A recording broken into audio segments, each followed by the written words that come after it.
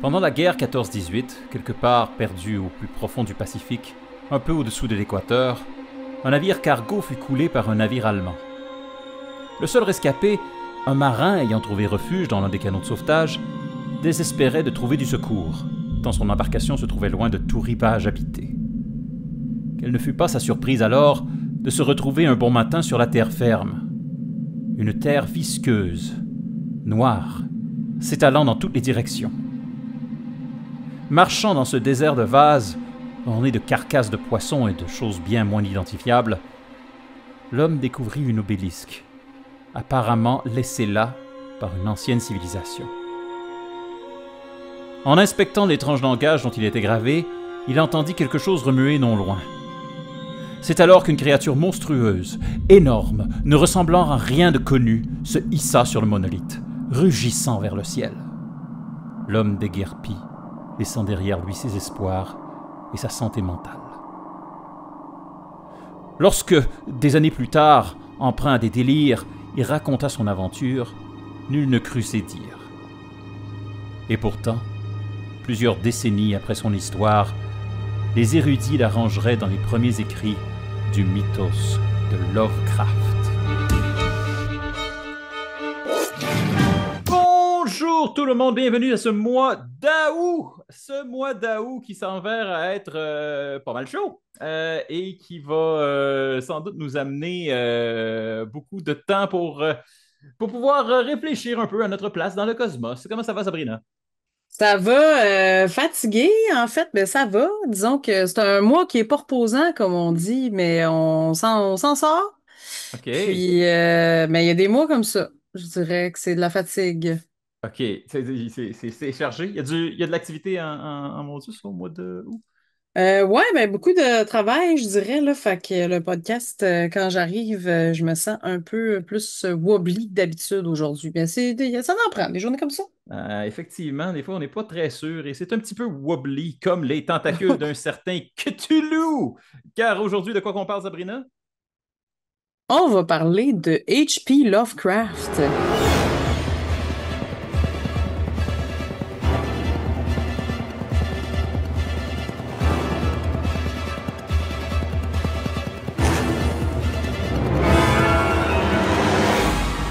Tout un bonhomme et c'est la première fois, je pense, dans l'histoire des mondes dans le placard que pendant nos épisodes réguliers, on va parler non pas d'un monstre, mais vraiment d'un univers de monstres. Alors, Sabrina, c'est quoi pour toi l'univers de H.P. Lovecraft? Oui, l'univers, c'est bien important de spécifier. Hmm? Pour les gens qui connaissent un peu le passé du personnage, on va en parler. C'était pas un être humain très gentil, là. Disons que c'est quelqu'un qui était quand même raciste et sexiste, là, on pourra y revenir.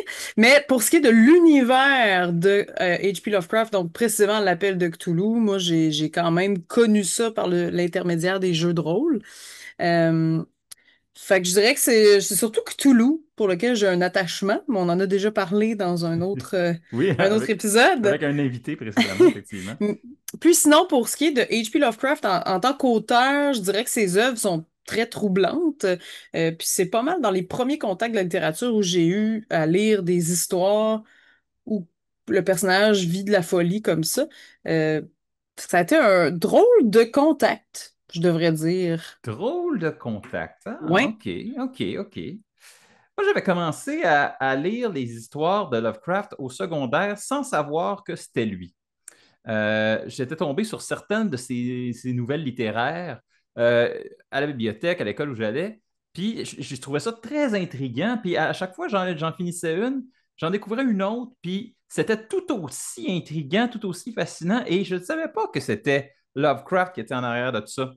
Je, et en découvrant plus tard que beaucoup justement de ces histoires-là que j'avais lues dans ma jeunesse et beaucoup d'autres images qui avaient été déjà, pendant que j'étais jeune, qui avaient déjà été inculquées dans la culture populaire. Je pense à un épisode des Ghostbusters où on voit Cthulhu, ou presque, euh, qui était dans ma jeunesse. J'ai dit, mais mon Dieu, mais c'est pas juste comme je pensais que c'était tout un pan de l'horreur qui était là. Je me suis rendu compte, mais c'est vraiment associé à cette personne, à H.P. Lovecraft. Même le nom Lovecraft, je pensais que c'était pas une personne, je pensais que c'était comme un art obscur. Genre. Oui, il y a C'est même ça, le terme Lovecraftien qui est utilisé à outrance pour définir quelque chose qui est dans son univers, donc très inquiétant, avec des personnages souvent effrayants, tentaculaires. Alors, on est un peu là-dedans, là. ben oui, c'est ça. Puis, et donc, pour connaître cet univers, encore nous faut-il remonter jusqu'aux racines et aux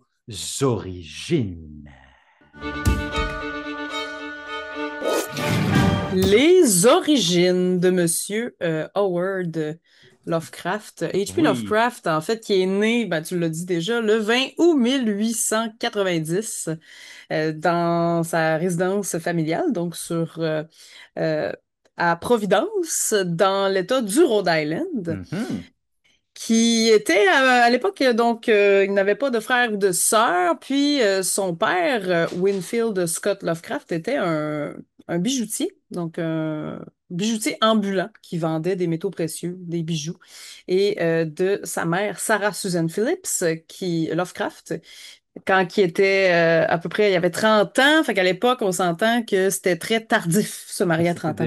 C'était déjà anormal comme C'était mariage. déjà vieille fille. Mhm. Alors, puis c'est ça. Puis son père a commencé à avoir des problèmes donc de démence, alors que Monsieur Lovecraft n'avait que 3 ans. Donc, c'est arrivé dans un hôtel à Chicago. Il a été Et ramené là, rapidement à Providence, puis il a été placé au Butler Hospital, où ce qui est resté malheureusement jusqu'à son décès. ça, c'est un phénomène intéressant et totalement dans le thème de Lovecraft. Tous ses proches ont fini internés. Oui, Dans le cas de son père, c'était probablement à cause de, à l'époque, la c'était, syphilis. oui, ben, à l'époque, on présumait que c'était une maladie mentale, mais c'était juste parce qu'on n'osait pas dire que c'était la syphilis. Mais, et sa mère a eu par la suite des épisodes qu'on appelait hystériques, mais ça voulait dire n'importe quoi. Et elle a été aussi à son tour internée. Ben, c'est ça qui m'a C'est, frappé de sa biographie en premier. Je me suis dit, OK, mais il l'a donc bien pas eu facile, le petit coco. Ça explique un peu plus le personnage, quand même. ben, je trouve que la vie du personnage explique le personnage parce que, bon, il naît dans une famille quand même aisée. Tu as dit son père était bijoutier ambulant. Son grand-père avait des business un peu partout et son grand-père du côté de sa mère, donc le grand-papa Phillips, et il y avait un nom incroyable. Comment il s'appelait? Il s'appelait Whipple.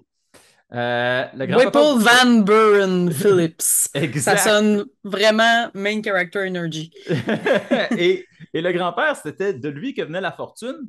Et il a été graduellement ruiné à la fin des années 1800, ce qui fait que quand la guerre est arrivée aux États-Unis, c'est Howard qui a dû faire vivre sa mère, puis qui a dû, puis il tirait pas un gros salaire, là, il était journaliste, puis éditeur à ses heures, mais jamais il a été, d'ailleurs jamais dans sa vie, Lovecraft a pu vivre de son art, ça n'est jamais arrivé. Non, c'est ça. Ben là, on skip une coupe d'étapes. Là, Oui, j'étais oui, encore dans je m'excuse, je m'excuse. l'enfance. J'étais encore dans son enfance parce qu'après, justement, l'hospitalisation. Voyons, on finit par le dire. Hospitalisation. L'hospitalisation, c'est dur de faire des mots au Scrabble aujourd'hui, de son père, ben en fait, il a été élevé par sa mère et ses deux tantes, donc Liliane Delora Phillips et Annie Emmeline Phillips. Puis ça m'étonne parce que je me dis, il a été élevé par ses tantes et sa mère. Je sais pas s'il y a eu de la maltraitance ou quoi que ce soit, mais je sais que cet homme-là détestait les femmes. Donc, je sais pas si son enfance a été forgée dans ce sens-là ou pas. Mais bref, ça a été assez. Il a été brassé pas mal. Puis, il a été considéré comme surdoué à l'école. Donc, il Oui, se rappelait de toutes les des poèmes, il apprenait ça par cœur. Il était vraiment. Son grand-père l'a aussi encouragé beaucoup au niveau de la littérature là, à lire des grands classiques. Donc, il a été intéressé très, très jeune pareil, à l'âge au. de 3 ans, il était déjà un lecteur assidu. Ce qui fait que toute sa vie, dans le fond, c'est une série de débuts prometteurs qui se finissent dans la tragédie. C'est quasiment toute ça, sa vie, et on pourrait même qualifier son œuvre de la même chose. Puis d'ailleurs, Euh, quand il était jeune, il était vraiment fréquemment malade. mhm. Puis il avait tendance à dire que c'était juste physiologique, mais il y a beaucoup de gens qui pensent que justement, il aurait souffert de syphilis congénitale. Euh, mais ça, c'est juste des théories. Je saurais pas dire. Donc, Mhm. à la mort de son grand-père, ça l'a vraiment brisé. Il a décidé, parce que justement, il a fait faillite à la fin de sa vie, cet homme. Donc, une gestion vraiment terrible de la succession de son grand-père. La famille s'est donc retrouvée pratiquement complètement pauvre. Donc, là, on est en 1908. Donc, Mhm. juste avant de recevoir son diplôme, il a fait une crise qui a lui-même qualifié de dépression nerveuse, puis il a jamais reçu son diplôme, justement. Donc, tu disais que c'était un décrocheur, c'est ça qui s'est passé pas mal à ce niveau-là. Ah. Mhm. Ah, il est juste jamais gradué. Il a jamais Ah. gradué, exactement. Puis, ben, il a été en fait, c'est à cause de la dépression, il aurait été comme dans l'incapacité de s'intéresser à certaines matières qu'il aimait pas, notamment les mathématiques.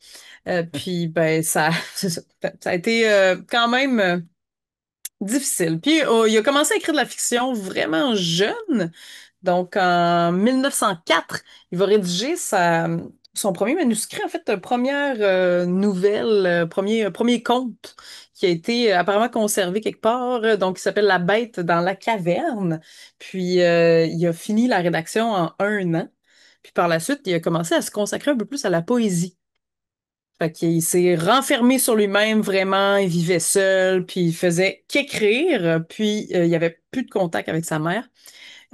Puis ça l'a comme été un peu le début de ses écrits. Puis il a commencé justement à essayer de se faire publier.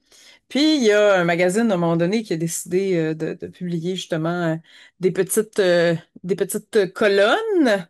Donc il y a des petits articles, des petits trucs comme ça. Puis il a commencé tranquillement, pas vite, à faire son petit bonhomme de chemin pour finalement devenir vice-président, puis rédacteur en chef, puis président de ce dit journal. Donc, c'était le United Amateur Press Association, le WAPA. Puis, je trouve que ça sonne bien. Voilà. Et par la suite, il a décidé de continuer à publier des poèmes, des essais, et il a même fait son propre fanzine qui s'appelait The Conservative. Et puis, par la suite, il a continué et les correspondants étaient de grands fans, là. Vraiment, il y avait des belles réponses. Donc, il a fini par écrire une fiction qui s'appelait La Tombe et par la suite Dagon, qui est un nom qui évoque sûrement plusieurs. Oui, je pense que c'est le premier texte en 2000, en 1918, je pense. C'est le premier texte Ouais. mythos de Cthulhu. Oui, exact. Donc, ça a été pas mal l'écrit qui a lancé un peu plus sa carrière. Puis aussi, euh, de Vagrant, donc par la suite, Vagabond, oui. ouais, qui a été publié avec Weird Tales en 1923. Donc, ça a été assez pas pire, puis il a continué à se faire un bon CV d'écrivain. Puis, il a commencé à faire beaucoup de correspondances également. Puis, ces correspondances-là, qui sont très, très longues et fréquentes, ça a laissé une bonne trace aussi de comment il pensait.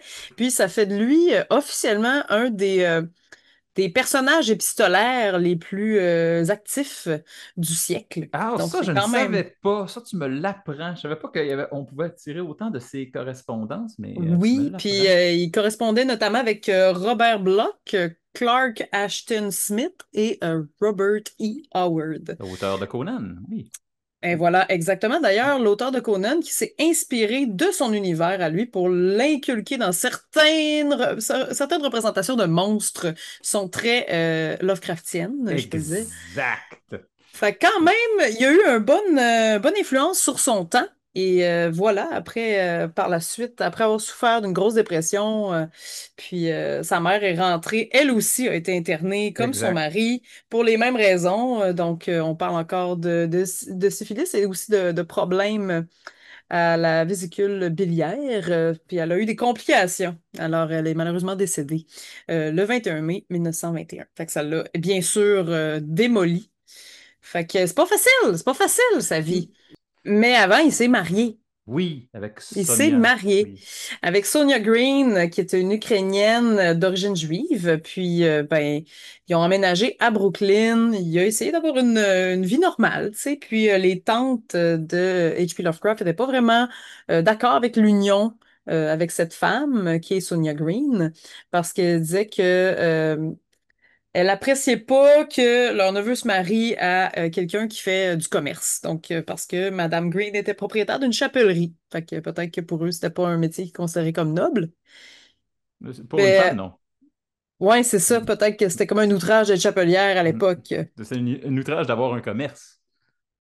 C'était J'avoue ça que j'avais l'enjeu. pas pensé à ça, c'est vrai, hein? C'était ça l'enjeu. Hmm. Tu te demandes pourquoi il y avait autant de misogynie dans l'entourage de Lovecraft. C'est pas juste Lovecraft, c'est le Ah, monde dans lequel il évoluait.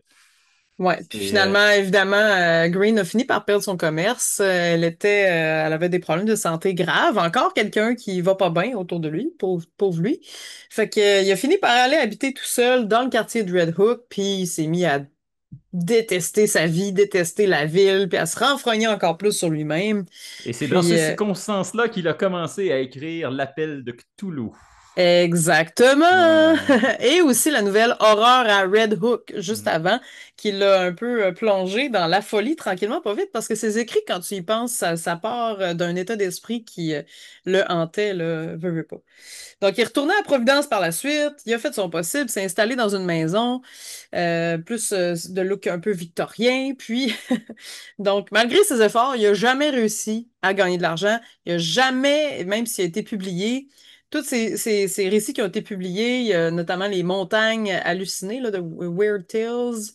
Il y a plein, là, j'ai les noms en français, là, mais bon, On va en reparler dans la on en zone reparlera. culture, là. Mais il a tellement écrit, puis il a jamais fait d'argent avec ses écrits de son Non. vivant. C'est tellement triste, là. Puis, ben voilà, il a fini par eu des problèmes de santé à son tour. Puis, il a aussi eu des problèmes, justement, là. Il était encore poigné pour dénager avec sa tante, avec qui il était pas bien dans un petit logement. Puis il a été hyper affecté aussi par le suicide de son correspondant Robert E. Howard en 1936. Puis ça a été là, vraiment une des relations à distance qu'il avait, là, vraiment, de faire des échanges de courrier. Fait qu'il a commencé à tranquillement découvrir qu'il y avait des problèmes de santé. On lui a diagnostiqué un cancer de l'intestin. Puis, il souffrait de malnutrition également. Fait qu'il a fini par vivre dans une douleur atroce jusqu'à ce qu'il décède finalement le 15 mars 1937. Dans la même ville d'où il était né.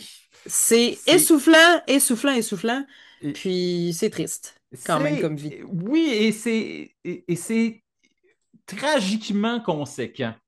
Si vous connaissez l'œuvre de Lovecraft, si vous connaissez son type d'horreur, le cosmicisme, vous savez que Lovecraft lui-même, la vie de Lovecraft lui-même, répondait beaucoup à ces grandes thématiques. Alors, j'ai ici, dans mes recherches à moi, j'ai quelques notes concernant, non pas Lovecraft lui-même, mais son univers. Ça ressemble à quoi, ce fameux univers de Cthulhu? Et pourquoi est-ce qu'on en parle encore aujourd'hui? Qu'est-ce qui Puis, se passe? je me Oui. demande, là, parce qu'il y en a qui disent Cthulhu, Cthulhu, Cthulhu. C'est quoi le vrai appellation? C'est quoi la vraie appellation? La vraie de vraie appellation, on ne peut pas la dire. Personne sur Terre n'a ce qu'il faut pour Ah! prononcer ce nom. Bon, Alors, fait que vous pouvez continuer à prononcer comme ça vous tente. Parfait. c'est tous les mots, tous les noms d'entités dont il parle. C'est toujours comme personne ne peut prononcer adéquatement ce nom-là parce que personne n'a les outils physiques et cognitifs pour pouvoir le dire et le soutenir. Mhm. Parce que c'est ça l'horreur de Lovecraft. Le cosmicisme, dans le fond, il n'en est pas le fondateur, mais il est certainement son plus grand représentant. C'est quoi? C'est le type d'horreur dans lequel c'est pas la peur de la mort qui vous anime, c'est plus l'idée que votre place dans le cosmos est insignifiante et pourrait être balayée du revers de la main sans que l'univers n'en soit affecté d'une quelconque manière. Lovecraft avait peur de tout dans la vie. Il avait peur de la Mhm. maladie, il avait peur des autres, Il avait peur un moment donné, il a été président d'un club d'astronomes amateurs. Il a été complètement scandalisé en découvrant que l'univers entier était infini. Il avait peur de tout. Et ça s'est retrouvé dans ses écritures. Et c'est donc le cosmicisme, l'horreur qu'on retrouve, qu'on appelle Lovecraftien, justement, c'est pas simplement d'être face à quelque chose contre lequel vous ne pouvez rien faire, mais c'est face à quelque chose qui vous considère même pas, pour qui vous n'êtes rien. C'est pas quelque chose qui est le mal, c'est pas quelque chose qui est hostile, c'est quelque chose qui est tellement grand et puissant et qui n'en a rien à faire des affaires de l'humanité que les termes bien et mal ne s'appliquent même plus. Dans le fond, c'est quoi? C'est l'horreur, c'est la déconstruction du schème qui veut que l'humain soit au centre du monde. C'était encore très, très présent à l'époque de Lovecraft, cette espèce d'idée un peu religieuse que le monde a été fait pour l'humain et quelque chose qui détruisait, qui le rongeait de l'intérieur, c'est que peut-être que non, parce que les découvertes de la science à l'époque lui prouvaient le contraire. D'ailleurs, on va en parler dans la section sciences. Euh, D'autres thématiques propres au cosmicisme et spécialement à Lovecraft, c'est l'idée que la connaissance, le savoir, c'est peut-être pas une si bonne chose que ça. Une des phrases qui est plus souvent attribuée à Lovecraft est la suivante. La chose la plus charitable qui soit en ce monde est l'impossibilité pour l'homme d'en saisir toute la complexité. Alors, lui, il est vraiment convaincu que plus on sait des choses sur le monde, plus on devient fou. Si vous avez côtoyé l'univers de Cthulhu, de Lovecraftien, si vous avez joué au jeu, vous savez qu'une des mécaniques les plus fondamentales, c'est que votre personnage est en train de devenir fou graduellement. Absolument. Puis aussitôt que tu découvres quelque chose d'horrifiant qui fait pas partie du monde des humains, ben tu dois faire un jet de sauvegarde pour garder ta santé mentale. Ça vous donne Et, une idée. et oui, et tu vas finir fou. Il n'y a personne qui s'en sort avec tous ses membres parce C'est très rare. on est face à quelque chose qui est complètement l'antithèse de l'humain. Et donc, pour lui, la connaissance, c'était pas quelque chose qui était fondamentalement bon, c'était même quelque chose qui était peut-être un peu hostile. La civilisation, il considérait qu'elle était en déclin. Alors, c'est beaucoup des thèmes qui reviennent dans son terme d'espèce de dégénérescence de ce qu'il lui trouvait beau et sain. C'est un anglophile de nature. Lui, c'est comme si ça avait pu être l'Empire britannique jusqu'à la fin des temps. Lui, ça aurait fait son affaire, mais il voyait Ouais. que tout déclinait. Puis là, on avait de la démocratie, puis Oui, du puis mélange. Puis là, ça le il faisait avait peur. peur là, de tout ce qui était. Il était très xénophobe, là, en fait. Xénophobe Extrêmement. à un niveau pas possible. Malheureusement, dans ses écrits, beaucoup de fois, on peut retrouver le fameux mot en haine.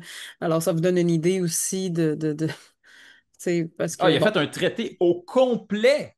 Ça a été une de ses correspondances majeures. Un traité ah au ouais. complet sur les immondices de la race. Ah, c'est terrifiant. Mais tu sais, pour te dire, là, pour Oui, l'époque, il était considéré comme raciste pour son époque. oui, il était Donc, parmi il les. l'était vraiment beaucoup.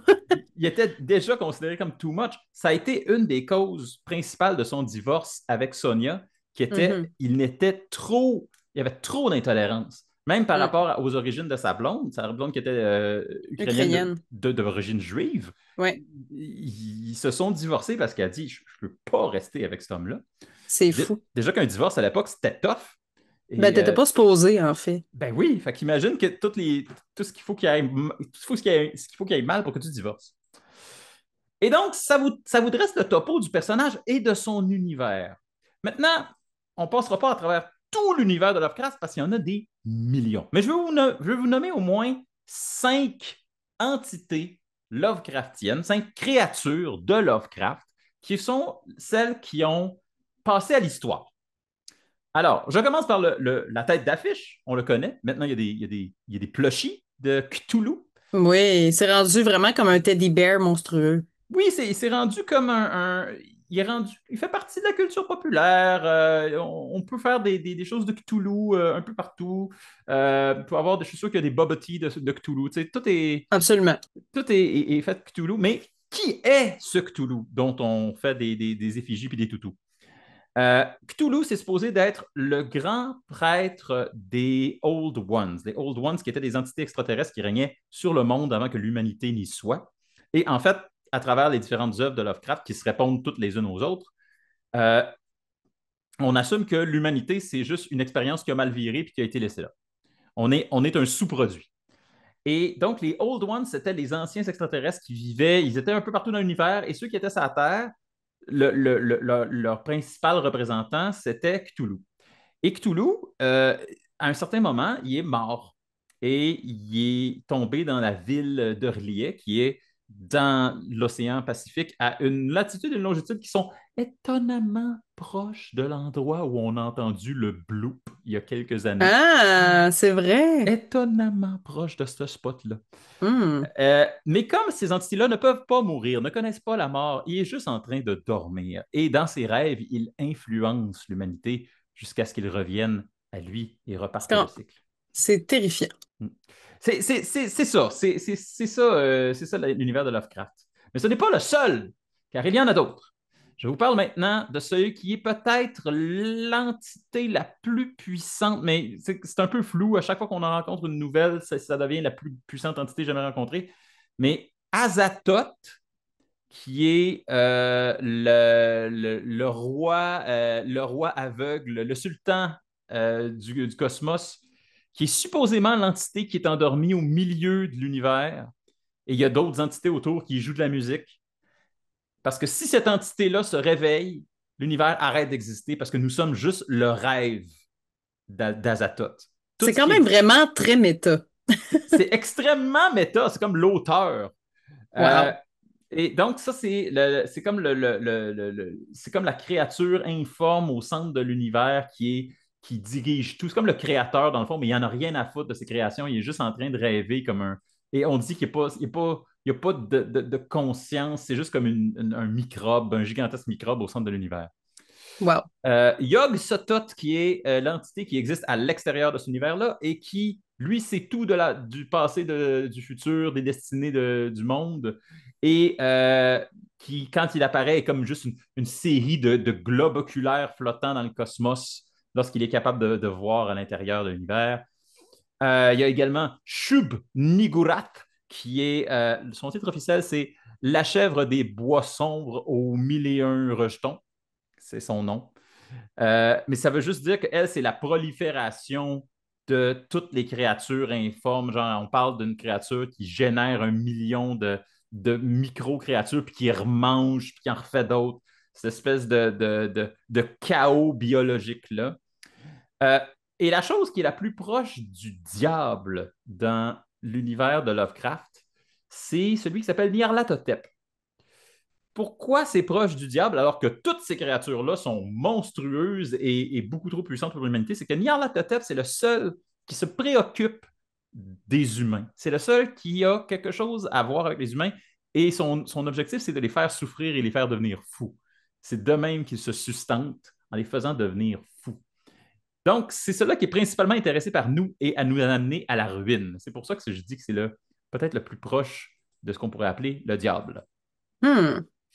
Ce ne sont que 5 entités sur 1 millier d'entités Lovecraftiennes qui existent, car Lovecraft n'est pas le seul à avoir écrit des entités Lovecraftiennes. Son ami et émule Auguste Derleth, qui est celui, en fait, qui a sans doute permis à Lovecraft d'exister par la suite, parce que non seulement il a continué un peu son mythos, il a rajouté des créatures, des histoires, mais en plus, c'est lui qui a compilé toutes les histoires que Lovecraft avait écrites et les avait mis dans un recueil unique. Et c'est ça qui a été redécouvert dans le milieu des années 70, alors que Hmm. la science-fiction et le fantastique ont repris leur titre de noblesse.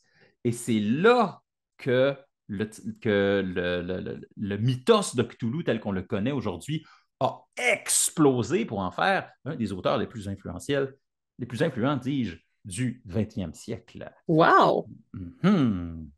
Hmm. Bon, Moi, j'ai une anecdote. vas-y. Dans les années 30, Oui. il y a la ville de Québec Ouh, ouh. qui a reçu à 3 reprises Monsieur H.P. Lovecraft parce qu'il tripait sur la ville de Québec. Parce que Lovecraft tripait vraiment sur la ville de Québec. Il y a même une plaque à son nom dans le coin du Parc des Braves, dans le quartier proche du quartier Saint-Sacrement, Hmm. là, qui est à l'endroit d'une place où il aurait apparemment habité pendant un certain temps. Oui, ben, il détestait beaucoup de choses, mais il aimait la ville de Québec. Mhm. Puis il aurait même Étonnamment, fait. il faisait l'éloge des Canadiens français. Il trouvait que c'était un très noble peuple, bizarrement. Comme Puis on de peut tout. même trouver certains récits de voyage, d'histoire de la Nouvelle-France qu'il aurait écrit pour lui-même.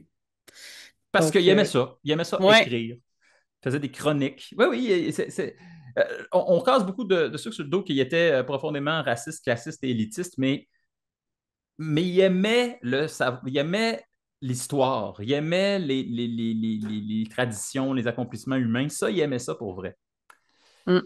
Mais ça m'amène à la petite section ici.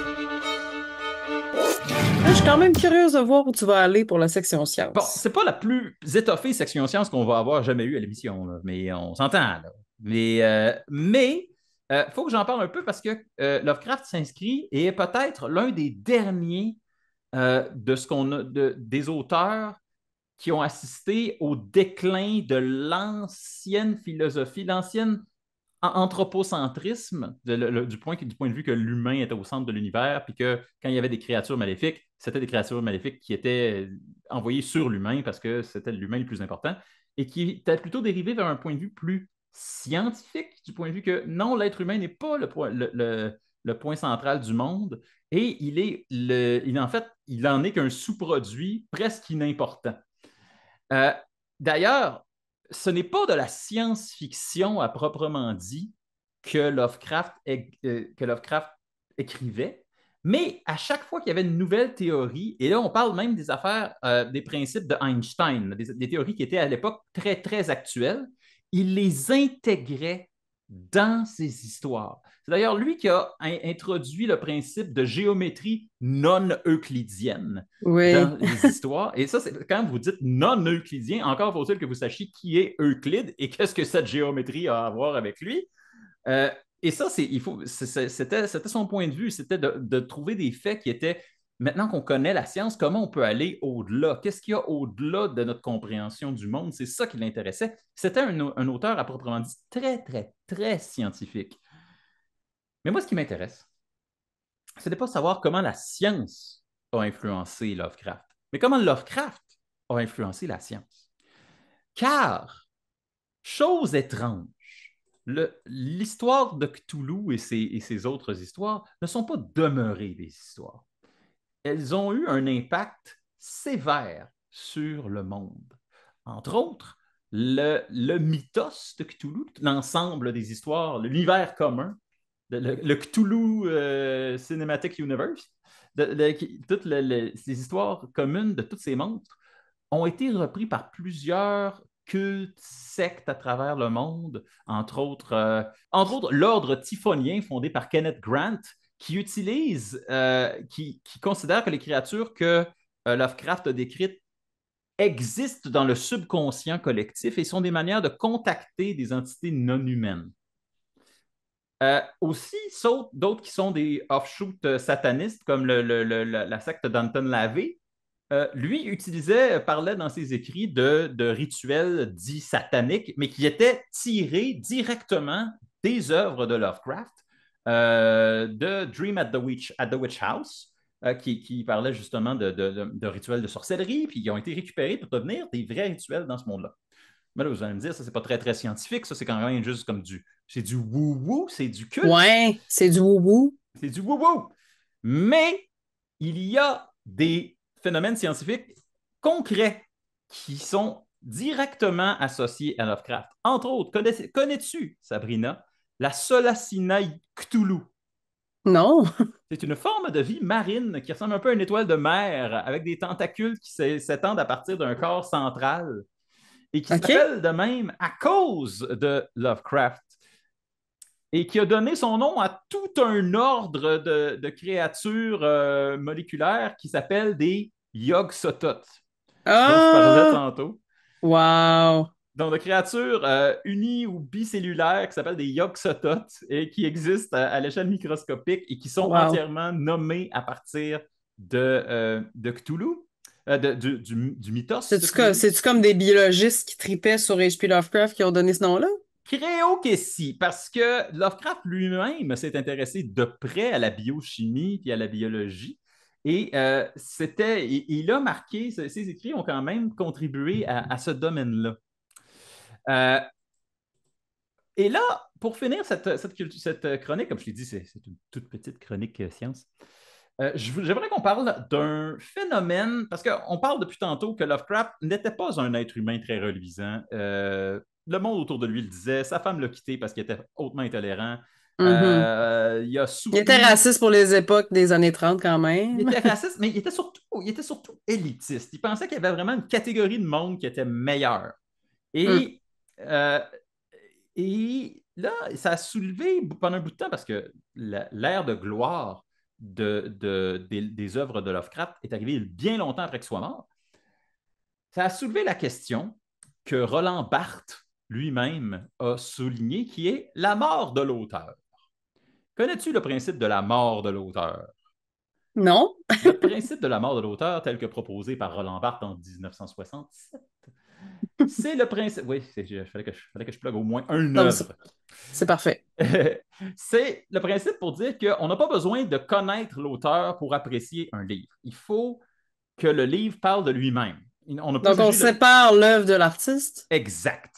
Et Ah, c'est comme ça qu'on dit ça. C'est lui qui a proposé ça. Il dit l'auteur n'est pas si important dans le fond.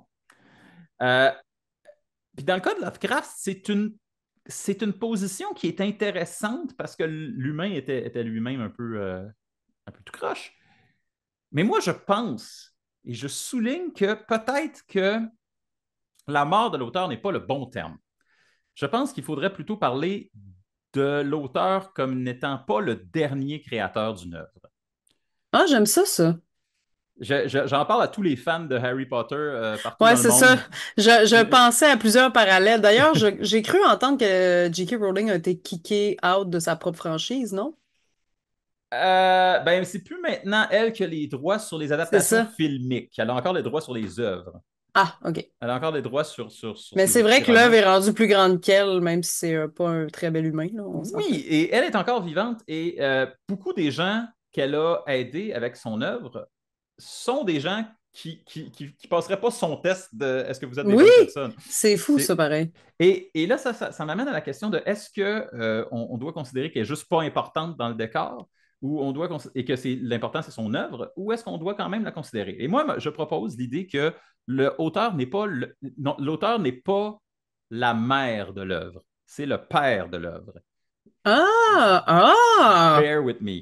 Ça veut Oui, oui, je vois où tu t'en vas. OK, OK, comme intéressant. l'auteur fait la contribution, mais l'œuvre ne vit et ne geste, ne prend forme et corps que dans la tête du lecteur ou du spectateur. C'est Alors, le spectateur serait la la mère. mère de toutes les œuvres. C'est beau. Exact. Je pense que c'est Hein? comme ça qu'il faut le voir. Non pas comme l'auteur est mort, mais l'auteur et le spectateur ensemble font ce qu'on appelle l'œuvre. Mais Et c'est la, vrai que ça fait une œuvre peut devenir, tu sais, je veux dire, un artiste qui crée une œuvre, cette œuvre-là peut devenir plus grande qu'elle-même, plus grande que nature, absolument grandit générer justement des fanfictions, un paquet de trucs. Donc j'imagine, tu sais, et grandit effectivement, en dehors de son contrôle et de ses intentions. Puis en bout de oui, ligne, ce qui va rester, ce n'est pas l'intention initiale de l'auteur, c'est ce que le public va en avoir fait. c'est vrai. Sauf que c'est faux de penser que l'auteur a zéro contribution là-dedans. À quelque part, l'intolérance de Lovecraft était responsable de ses peurs, était responsable de Shadow Ben, over je Innsmouth. pense que qu'on le veuille ou non, son enfance difficile, sa vie tragique a clairement nourri ses inspirations d'écriture, tu sais. Fait que c'est sûr que c'est... Oui, on peut tenter de séparer l'œuvre de l'auteur, mais en même temps, ce qui fait que l'auteur crée cette littérature-là, c'est qu'il a vécu des trucs vraiment Oui, puis épouvantables. il traduit son vécu à travers son écriture, puis il faut forcément que quelqu'un d'autre reconnaisse une expérience humaine là-dedans, sinon ça ne pognerait pas. Et donc c'est ça. Mon point de vue, moi, c'est que Lovecraft, c'est un merveilleux phénomène parce qu'on peut analyser son œuvre et analyser le gars, mais en se rappelant que la dernière personne, la dernière étape de la création de ce mythos-là, c'est nous. Nous sommes la mère de cet auteur-là. de cette créature-là, devrais-je dire. Ouais, De ouais. cette Ah, ben œuvre. c'est nous qui la gardons vivante sur le long terme, parce que ça aurait pu Exact. tomber dans l'oubli. Ben oui, ça fait bien du sens. Je suis d'accord avec ça. Et pour ça, il faut encore que nous ayons une grande et puissante culture. Une grande et puissante culture. D'ailleurs, j'ai su que Oui. Metallica a fait une chanson qui s'appelle The Call of Cthulhu. Oui, Metallica a fait. En fait, Black Il y a beaucoup de... Sabbath aussi. Oui, Black Sabbath a puis... fait une chanson qui s'appelle. Je les ai notés ici. Black Sabbath a fait une chanson qui s'appelle Beyond the Walls of Sleep, qui était une nouvelle de Lovecraft. Et il y a le band qui s'appelle H.P. Lovecraft, qui a lancé Oui, deux albums qui s'appellent tous deux H.P. Lovecraft. c'est fou pareil. Puis il y a eu beaucoup de bandes dessinées de comics qui ont inspiré notamment Hellboy Oui, de oh mon Dieu, je l'avais Mike même pas dans mes notes. Mignola. Je Il l'avais y a même eu pas. beaucoup, beaucoup de créatures qui sont directement issues du mythos de Cthulhu. Moi, j'ai trouvé ça vraiment le fun de farfouiller là-dedans. Ben, je Puis, suis vraiment content que tu mentionnes Hellboy parce que je l'aurais complètement oublié et il est essentiel là-dedans. Euh, absolument. dans les œuvres principales, si on avait à recommander des œuvres de Lovecraft pour avoir comme l'idée principale, moi j'en recommanderais quatre. Je recommanderais L'Appel de Cthulhu, parce que c'est celui-là qui l'a mis sur la map. Euh, à l'ombre d'Innsmouth, donc Shadow over Innsmouth. Les montagnes hallucinées dont tu parlais tantôt, At the Mountains Oui. of Madness, et The Color Out of Space, qui est sans doute la plus, je dirais, la plus étrange parce que ça se passe dans une ferme et dans le fond, il y a juste une couleur qui arrive, une couleur que personne n'est capable de décrire et cette couleur-là Mhm. infecte les choses qui lui touchent. C'est de tout ce qui était de l'époque, comment, C'est quand même moderne c'est comme... assez moderne. Ouais, C'est quasiment média. ouais, C'est pas c'est quelque chose, ça. c'est quelque chose que dans notre univers médiatique, on voit beaucoup plus qu'à l'époque. Euh, aussi, il y a plein de monde qui ont écrit sur Lovecraft. Comme j'ai dit tantôt, Auguste Derleth a ajouté au mythos. On y a greffé également d'autres mythos comme l'idée du roi en jaune, Oui, qui fait maintenant partie du mythos de Cthulhu, mais qui n'en faisait pas partie à l'origine. Le roi en jaune à Carcossa, qui supposément vit à l'extérieur du temps sur une autre planète, puis invite les gens à le rejoindre dans un moment où le temps n'a aucun sens, qui est une pièce de théâtre. C'est une ouais. pièce de théâtre qui est consciente d'être une pièce de théâtre. C'est des traits, Weird. des vibes un peu de Salvatore Dali, je trouve. Surréel, Ça certainement. semble... On l'imagine dans le désert avec les montres, là. Euh, euh, Il y a Neil Gaiman qui a écrit la nouvelle I, Cthulhu, qui est un Cthulhu qui narre ses mémoires. C'est Cthulhu à la première personne. Absolument. Ça change un petit peu du reste, mais oui, c'est officiel. Plusieurs œuvres aussi de Stephen King qui s'inspirent de Lovecraft, Énormément. notamment Jérusalem's Lot ou ben de Mist, là. Il y a beaucoup de Oui, références à ça. The Mist, Mhm. le film en plus double l'adaptation récente récente, je pense que c'est 2009, de The Mist. Vraiment, tu vois des créatures totalement Lovecraftiennes là-dedans. Mhm. Euh, il y a une adaptation également qui a été de Dunwich Horror, qui est une adaptation directe en film de la nouvelle du même nom. Il y a The Thing aussi de John Carpenter qui s'est The influencé Thing, directement par le thème de justement, on parle d'horreur, on parle de côté cosmique, mais aussi de virer fou puis d'isolement, hein. je suis d'accord. Puis en plus, The Thing, c'est basé sur The Thing from Another World qui vient d'une nouvelle littéraire qui n'est pas Lovecraft. Mais si vous regardez le film de 1982 de John Carpenter, euh, c'est que je pense que la nouvelle s'appelle Who Goes There. Euh, si vous regardez le film de 82 de John Carpenter, il y a vraiment, vraiment des références directes de At the Mountains of Madness. Quand il trouve le Mhm. vaisseau, puis il se rend compte que quelqu'un d'autre a trouvé quelque chose dans la glace, enterré là C'est depuis des milliers d'années. in the Mouth of Madness, je pense. Ça se peut-tu? Ça, In the Mouth of Ça, Madness, c'est c'est un, Stephen non, King. non, ça, non, mais c'est John Carpenter qui a fait en 1994 une adaptation, justement, qui parle de folie et qui évoque des créatures Lovecraftiennes. Fait que peut-être que c'est voulu que ça Oui, ressemble. In the Mouth of Madness, c'est tiré de Stephen King encore. OK, bon, ça se peut. Ça se peut très bien. My Puisque tu bad. mentionnes The Thing, je contribuerais également le premier Alien, pas les autres, juste le premier, parce Le que premier, c'est vrai. le fait d'aller dans un univers complètement non humain puis d'en ramener quelque chose, là, je dirais la première demi-heure du film, c'est très, très Lovecraft. C'est vrai, ça. Il y a beaucoup, beaucoup de films et de choses qui ont été inspirées de Lovecraft, mais il n'y a pas beaucoup de films qui ont été directement des Ben, adaptations. il y a eu The Call of Cthulhu en 2005. C'est un film qui est en noir et blanc, muet, qui Ouh. reproduit vraiment l'ambiance là, épeurante de ces récits. Mais sinon, effectivement, à part ça, puis Reanimator en Ah, la 1985. série des Reanimators, oui, Ouais, ça, que on pourrait y voir du Cthulhu, effectivement, et surtout de l'idée que la folie rend, ça- la connaissance rend fou. oui, bon, on s'entend, c'est une adaptation très libre, mais quand même, on sent les vibes Lovecraftiennes, là. Le film The Void, qui lui est hautement Lovecraftien, a été ressorti dans les années 2010, qui est un film d'horreur un peu série B, mais quand même à de grandes ambitions Lovecraftiennes. Et la série Lovecraft Country, qui est sortie il y a une couple d'années, qui prend le mythe de Lovecraft et qui décide vraiment de focaliser sur l'aspect raciste de Lovecraft. Hum. Et c'est un hommage et une critique en même temps. C'est beau à voir. OK, OK, Euh, il va falloir que je réécoute ça. et le film, l'adaptation au cinéma avec Nicolas Cage, The Color Out of Space, Oh qui est sorti lui oui! aussi il y a quelques années, euh, c'est spécial. C'est pas, je dirais pas que c'est terrifiant. Pensez à Nicolas Cage. Ben, il est C'est vraiment bon pour jouer des choses mitigées, effrayantes, avec spécial. la profondeur aussi, la folie. Oui, D'ailleurs, Nicolas Cage est un des acteurs les plus wild que la Terre ait porté, là. Ben, Ce c'est ça. gars-là, anecdote de cinéma par rapport, je me rappelle plus dans quel film il doit manger une coquerelle, puis il a insisté, parce que la production voulait faire une fausse coquerelle. Il a Ouais, ouais. insisté pour manger une vraie coquerelle vivante pour les 3 prises de cette fameuse scène. Donc, ça vous donne une idée d'à quel point il est dédié à son métier d'acteur.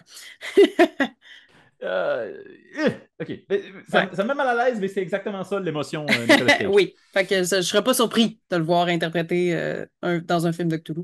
Euh, Sinon, dans les jeux vidéo, oui, beaucoup, on beaucoup, a beaucoup. Bloodborne, évidemment, Ah, qui si bol que j'aime cette série. J'aime ça joue Bloodborne. dans l'esthétique, les thématiques Lovecraftiennes, la folie, l'horreur, le côté cosmique, les créatures tentaculaires. On est en plein dedans. Je vous le recommande si vous avez envie. C'est vraiment un bel univers.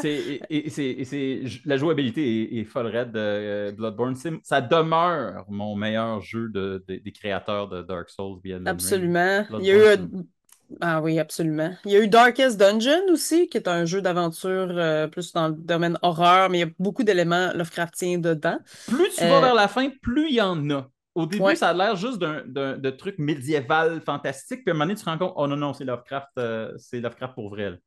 Et bien sûr, plein de jeux vidéo qui en font référence de manière plus vague. Puis Mais ben sinon, il y en a directement. Il y a Call of Cthulhu, Dark Corners oui, of the Earth, sorti en c'est là que je m'en 2005. allais, mais il y a eu des jeux, il y a eu des RPG sur PC, des jeux d'enquête aussi.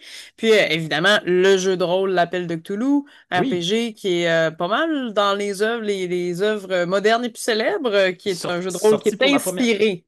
sorti pour Oui, la première fois en 81 et qui a absolument. probablement contribué à la popularité de Lovecraft aujourd'hui. Oui. Mais j'en ai appris une en regardant ça, par exemple. J'ai appris que Arkham Horror, qui est le board game, le jeu de plateau qui s'appelle Arkham Horror, moi je pensais que c'était assez récent. C'est sorti en 87. C'est sorti 6 ans après le jeu de rôle Call of Cthulhu. Et les versions auxquelles on joue aujourd'hui sont juste des adaptations plus récentes Mm. de ça. C'est Euh, fou, hein? Avant qu'on quitte complètement l'univers du jeu vidéo, Eternal Darkness, Oui. qui a Ah été oui, c'est tellement bon ce jeu-là. ça a été un des Excusez. premiers jeux dans mon souvenir qui avait une mécanique de santé mentale. Pour vous Euh, donner une idée, là, ouais. en fait, il allait vraiment, il brisait le quatrième mur avec le joueur. Oui, Ce qu'elle faisait que quand tu manquais de santé mentale, ta télé fermait, oui, ta sauvegarde se faisait pas. Il faisait exprès, ton son descendait, tu voyais ton volume descendre sur ta télévision. C'était incroyable comme idée, vraiment, là, terrifiant. Oui, puis tes contrôles changeaient de bord, ton personnage Ouais. perdait ses membres, il se passait des affaires, ça jouait Mais, avec le joueur. ouais, mais les sauvegardes qui marchent pas, puis la télé qui ferme, le jeu qui redémarre, ça n'a pas de sens, là. Genre, tu vis quand tu t'attends pas à ça, mettons. Et ça nous amène aux recommandations. Les Ben, écoute, tu peux y recommandations. aller avec ce que tu voulais suggérer tantôt, si tu Alors, veux. je me suis préparé un backup parce que je me doutais bien on allait dire Je l'ai ma suggestion. mentionné, mais c'est pas ma recommandation du jour. Ma recommandation, moi, c'est effectivement La Cité Oblique qui a été publiée en 2022 par Alto. Ariane Gélina, Christian Kennel, Mais qui c'est ont fait. québécois, là. C'est québécois, C'est ça parle hot! de Québec, ça parle de la Oui! ville de Québec, mais c'est raconté non seulement, ce sont des anecdotes, mais c'est raconté à la manière de Lovecraft. Fait que tout a l'air extrêmement trash. Mais ce Mhm. sont des anecdotes historiques de la ville de Québec, mais racontées à la manière de Lovecraft. Et avec des imageries extrêmement oniriques, tentaculaires, sordides. Mais j'en ai une deuxième. Je m'en étais préparé OK. une deuxième. Veux-tu Euh, dire la mienne d'un coup que c'est. ok, Je sais vas-y. pas. Vas-y, Ben, en vas-y. fait, ben, j'y vais avec une bande dessinée, moi, de mon côté, parce que c'est la bande dessinée que je trouve un. En tout cas, moi, j'ai trouvé ça le fun, puis j'aime ça le ludique. J'aime l'horreur, mais en même temps, j'aime le ludique. Donc, je vous recommande de lire Neonomicon de Alan Moore. C'est une bande dessinée qui est vraiment dans l'univers de Lovecraft. C'est une enquête. Puis, on comprend bien les vibes, puis oui, c'était peurant, mais c'est moins pire que d'écouter, que des fois que de lire même les originaux. Alors, ouais, voilà. Hey, j'avais tout un passage sur le Necronomicon de Lovecraft que j'ai pas eu le temps de mettre. C'est vrai qu'on n'a pas parlé du Necronomicon. Je vous le donne en 30 secondes. Le Vas-y. Necronomicon, ça a été mentionné par Lovecraft comme étant la Bible des morts, dans le fond, qui était le texte qui regroupait tous les rituels pour invoquer les entités qui régnaient vraiment sur le monde. Mais le problème du Mhm. Necronomicon, c'est que ça a été mentionné par Lovecraft, mais ça a été repris par la suite, puis c'est devenu comme un vrai livre qui existe, publié par quelqu'un, puis il dit non, ça c'est le vrai livre qui a inspiré Lovecraft, alors que c'est en C'est fait fou. l'inverse. Ah ouais, La il en réalité a dépasse la profité. C'est fiction. un bon marketing quand même si c'est pas très fair. Ah, mais à l'époque, qui aurait pu dire? Mais Ouais, ma c'est deuxième vrai. recommandation, ce n'est pas ça. Ma deuxième recommandation, c'est on a parlé que c'est greffé au mythe de Lovecraft l'idée du roi en jaune et de Carcosa. Et moi, bizarrement, là, de toutes les histoires qui entourent le mythe de Lovecraft, c'est celle-là qui me fait le plus freaker. Et elle a été souvent peut-être parce qu'elle est exploitée beaucoup moins graphiquement que les autres affaires. C'est beaucoup Ouais. plus dans la tête, c'est vraiment dans l'univers de la santé mentale, puis des hallucinations, puis à quel point on devient fou. Et je trouve que la première saison de True Detective a été une merveilleuse adaptation de tout ça, même si, à proprement dit, ce n'est pas une série fantastique. Ah, Ça ah va ouais. juste sur le bord. Ah Et ce ben. petit bord-là, ce petit mélange entre le fantastique et le criminel sordide, ça vous amène jusqu'au bord de la folie. Et c'est Ah quand ouais. même le meilleur personnage que Matthew McConaughey a jamais incarné. Voilà. Wow. Ah ben, c'est bon ça. Merci. Voilà! Ça conclut notre épisode sur Lovecraft. Oui. Et ça conclut aussi notre épisode du mois d'août. On vous rappelle, on arrive au mois de septembre. Donc, je vais vous le dire tout de suite, au mois de septembre, on va parler des séances. On va parler des séances et on va parler du spiritisme. Mais tout de suite après, au mois d'octobre, ça va être notre centième. Ça va être notre centième épisode. C'est notre épisode principal du mois d'octobre. Et on a C'est déjà fou. commencé à recueillir vos histoires, mais c'est votre dernière chance de nous en envoyer avant le mois d'octobre. Donc, si vous avez des histoires, il ne vous reste qu'un mois, que 2 mois pour nous les envoyer pour que nous puissions les lire et les diffuser pendant l'épisode du mois d'octobre. Donc, vous pouvez écrire à placard à monstre en un mot, Oui, un à commercial. gmail.com. Parfait. Envoyez-nous vos histoires. On va peut-être pas toutes les lire, mais c'est sûr qu'on va faire un tri. Donc, vous avez une chance quand même que ce soit lu. Et Pour de vrai, j'ai vraiment très hâte à ce centième parce qu'on va avoir beaucoup de fun, mais j'ai aussi hâte au prochain épisode parce que les séances de spiritisme, c'est super comme sujet et j'ai bien hâte qu'on puisse en parler. N'hésitez pas, bien sûr, à vous abonner, à partager, à nous laisser des petites notes sur Spotify, Balado Québec, YouTube, Facebook. Gênez-vous pas pour nous écrire, faites-nous des commentaires, on aime ça savoir que vous êtes là. Oui, Dites-nous, vous nous écoutez de où? Êtes-vous de Québec? Êtes-vous de la France? Vous êtes d'où? Puis gênez-vous pas si vous avez des commentaires, des suggestions et des choses à dire. On est là pour vous lire et bien sûr, on pourrait aussi vous faire un shout-out en ondes parce que ça nous fait vraiment plaisir de savoir qui nous suit. Puis c'est la meilleure façon de nous aider à continuer parce qu'on fait ça avec beaucoup de passion. Et bon, Chasse, bon, on se dit à la prochaine pleine lune. prochaine.